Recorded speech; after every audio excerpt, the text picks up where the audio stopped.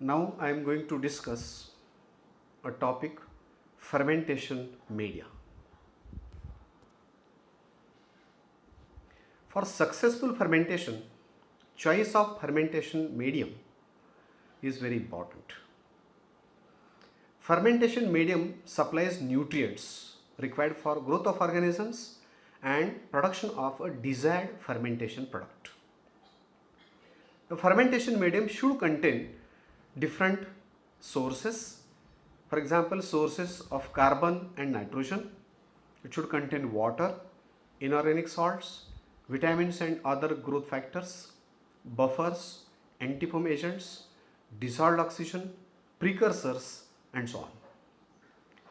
The constituents of fermentation media should be cheaper to make the fermentation process more economic. And therefore, raw materials or byproducts produced in agriculture or selected waste product of specific industry is used as fermentation medium. Composition of medium should be simple. It may be complex. Usually simple media they will be much helpful for fermentation process. These fermentation media they may be synthetic or may be semi-synthetic or may be non-synthetic or crude media. We'll see what are synthetic media. These are the defined media. Their composition is known to us and they usually are prepared from pure components.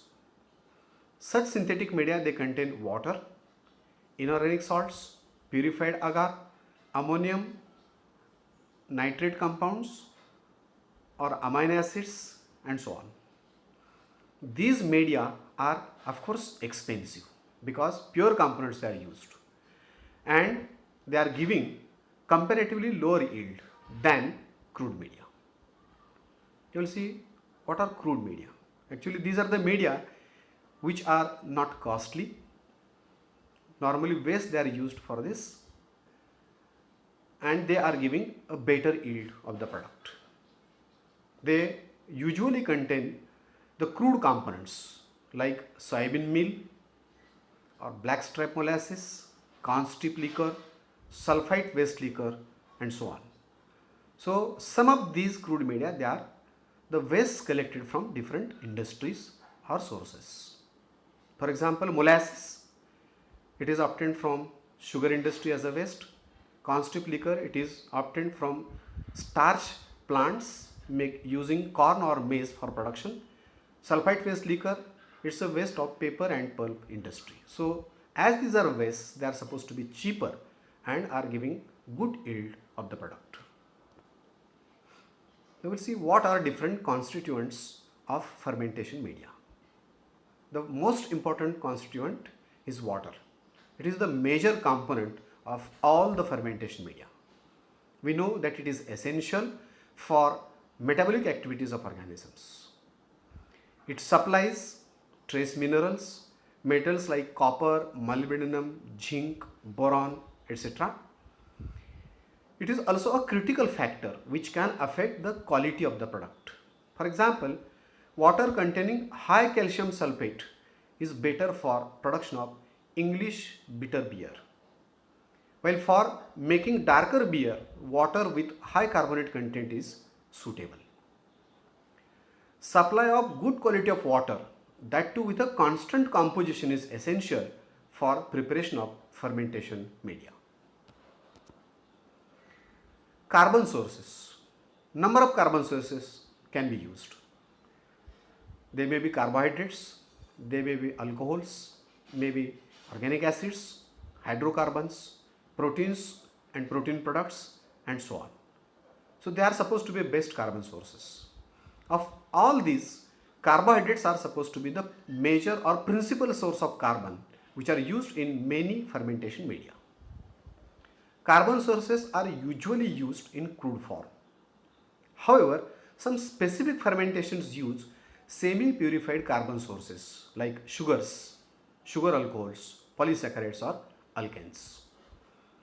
Crude carbon sources used are cane or beet molasses, corn molasses also known as hydrol, Usually this is used for production of alcohol, spirit or country and foreign liquors. The crude carbon source may be in the form of whey, that is used for production of single cell protein or lactic acid.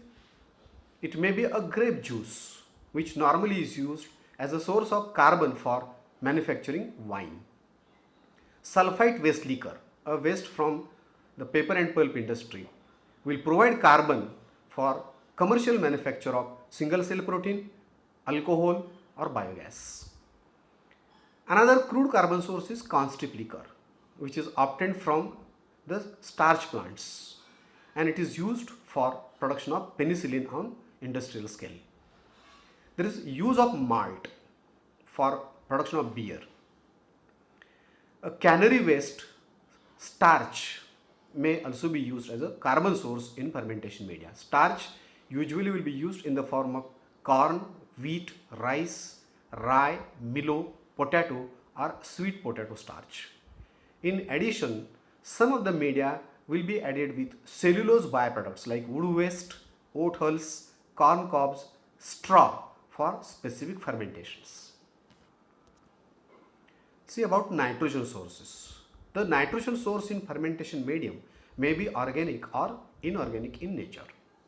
The inorganic nitrogen sources that are present in some fermentation media are ammonia gas or ammonium compounds like ammonium sulfate or ammonium nitrate or sodium nitrate. Some media they are added with organic nitrogen sources. For example, corn strip liquor, distillers solubles, soybean meal, groundnut meal, casein, cereal grains, peptone, yeast extract, meat scraps, fish meal, cotton seed meal, linseed oil meal, peanut oil meal, urea and so on. Some media they are added with growth factors which are essential. So growth factors are organic substances which are essential for growth of organisms. And the best examples of growth factors are vitamins, amino acids, purines, pyrimidines, etc. Usually they are added to media either in a crude form or in a pure form. The crude growth factors added in media will be in the form of yeast cell hydrolysate, while pure growth factors will include calcium pantothenate, a type of vitamin that is used as a growth factor for production of vinegar. Another example is biotin. It's a vitamin. It is essential for production of glutamic acid and hence is added in fermentation medium for glutamic acid production.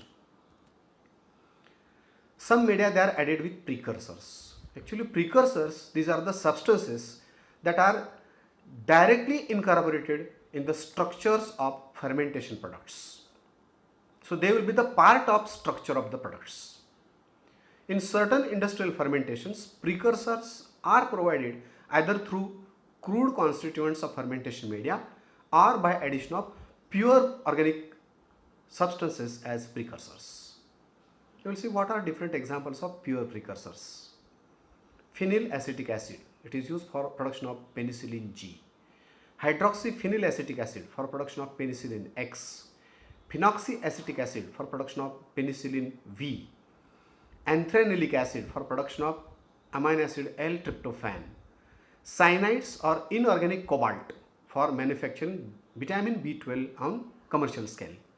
Alpha amino butyric acid for production of amino acid L-isoleucine. Beta ionone for production of beta carotene or vitamin A.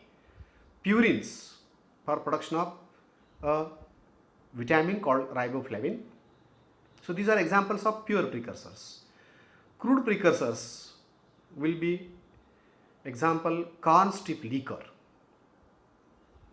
Now this is a product of maize plant and is a product of actually starch plant and will provide 6 different components so as to provide 6 different types of penicillins. Some media they are added with anti-foam agents. Foam formation during fermentation is usually a problem, and this may cause loss of nutrients, loss of product. It may invite contamination. It will interfere in oxygen dissolution in the medium and so on.